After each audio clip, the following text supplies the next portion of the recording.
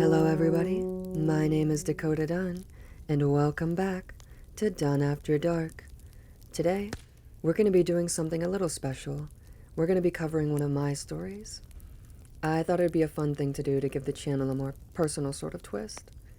Grab yourself something to drink. I'm having a warm latte, and join me as we cover Dakota Dunn's A Song from the Woods.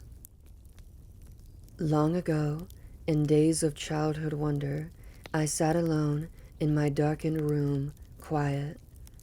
I hoped that my angry father would forget I was there and give his mind to something else. And then, in the silence of nascent night, I heard, for the first time, that enchanting song.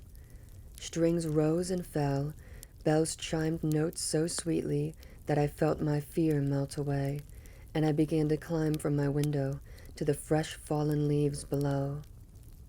I followed the song past the trees at the end of our yard, deep into the forest, beyond where I had dare venture. Past winding trees near bare I went, the last leaves falling as I went further.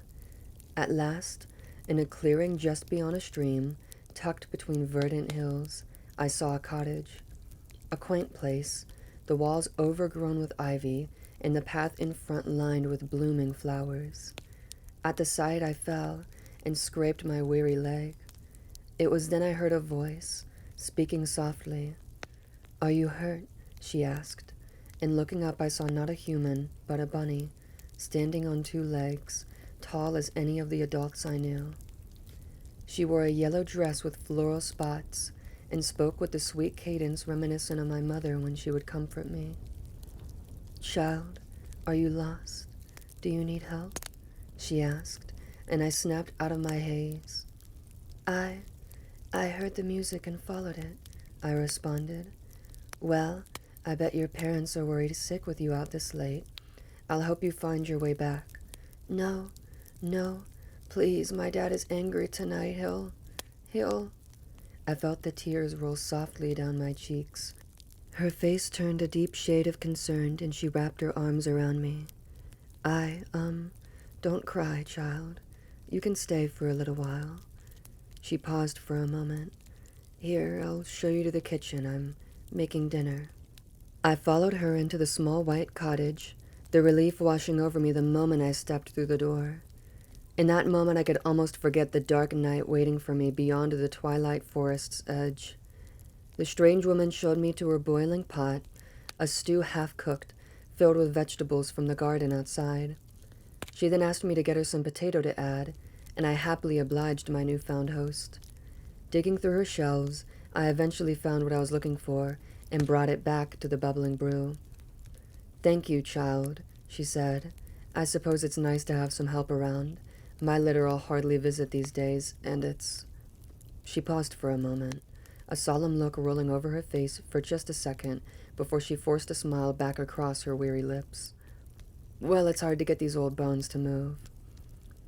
"Where'd they go?" I asked, and again the solemn look crept across her furry face.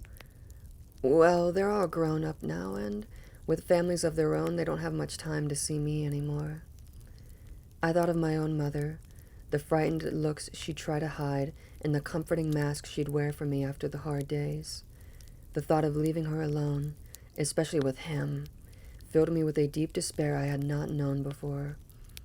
"I'd never leave my mommy alone," I decreed, a resounding confidence bubbling below my words. The woman shot me a bittersweet smile and began to prepare the table for dinner. After dinner, I helped the grateful woman clean the table. "You're a dutiful boy. I suppose your mother and She stumbled over her words. "Your mother taught you well." "My mother's the best. She's so kind and teaches me so much. You should meet her." "Maybe someday," she replied. I moved on quickly when something caught my eye. It felt like a long time had passed, but the sky was still a deep shade of purple. The dark, it seemed, would not visit this liminal place. I asked her, and she told me that it's always twilight here. This place is a sort of in-between other places. It's not often someone can find their way here. A small feeling of pride overtook me, but curiosity quickly overwhelmed it. In between what places? I asked, excitedly. Well, the place you are from and another, deeper place, like deep in the ocean. I asked for more, but she only told me, it's not something you should worry about. Besides, she asked, aren't you getting tired? It was only then that the weariness of the long day caught up to me. I nodded my head and followed her up to my temporary bedroom, and at last sleep would catch me. The night was, for the first time in a long time, peaceful, and nightmares kept far away from me. After some time I awoke, the sky outside still the subtle shades of dying day. I found her in the dining room, with breakfast already made. I thanked her, and while eating she said what I knew, in the back of my mind, would be coming. I think it's time you head back home. Your mother will likely start to worry soon. I felt the tears again begin to flow, and I protested, but she offered a compromise I was willing to accept. On hard days, when you're frightened, you will again hear the music coming from these woods, and you can come back for a little while. I reluctantly agreed, and after a tearful goodbye, I headed back through the winding woods to my house. As I left the depths of the forest, things seemed to change. The winds blew again, and the sky soon lost its dark shade of purple for the faint blue of early morning. I hoped that my parents hadn't noticed my absence. I climbed back into my window and laid down in bed, preparing for another hard day. Over the following years, I would hear the music coming from my window many times, and time after time I would visit the strange woman on weary nights. The magic forest became a second home to me, and my visits to see the old bunny woman were my refuge from the dark storm in my home. My refuge, however, would not last forever. On my last visit, after an abnormally silent breakfast, the woman looked at me with tears building in her eyes. She trailed off, before at last speaking again. I need to go away, for a long time. I too began to cry. Where? Let me come with you. Please don't leave me. No. I'm sorry. I'm going beyond the forest and you cannot follow.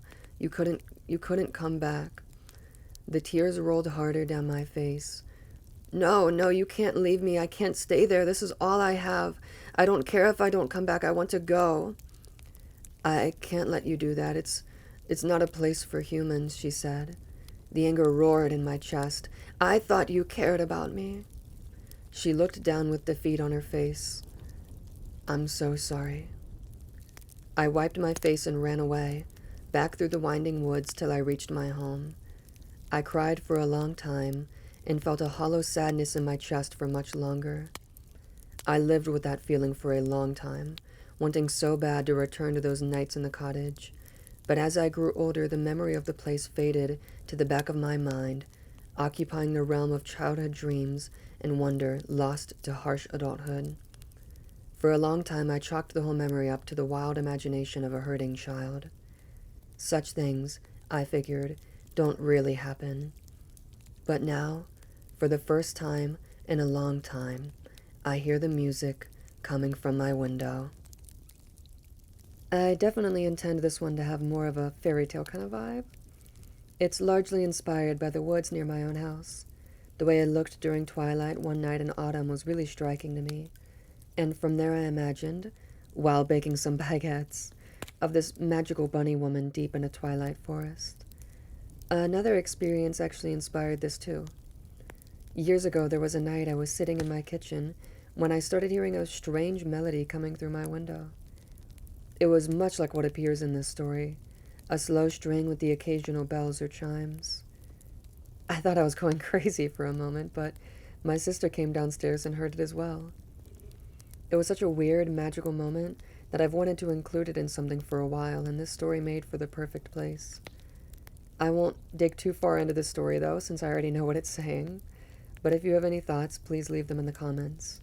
Don't forget to subscribe so you don't miss the next episode, and, as always, sweet dreams.